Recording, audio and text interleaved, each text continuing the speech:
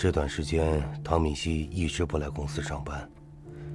我和他的关系就像个定时炸弹，随时都有可能引爆。我也知道，如果唐敏熙真的退出，公司将面临着巨大的困难和压力。所以，我必须要做好最坏的打算，必须要去考虑如何和魏继阳一起，让公司更好的发展下去。唐敏熙不跟进这件事儿，这不是等着早晚黄摊吗？咱们开的是广告公司，是靠自己本事吃饭的，不是他妈靠女人吃软饭的，好吗？你以为你还是个小孩啊？30几岁的人了，还有多少这样的机会啊？这种能让我们大展宏图的机会，难道我们要放弃吗？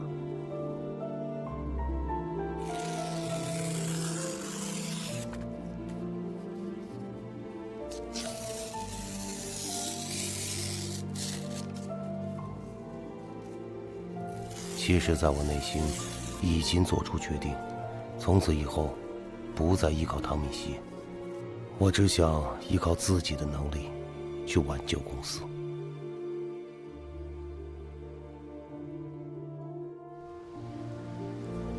工作了一夜，真的很累，特别想回家好好洗个澡，休息一下。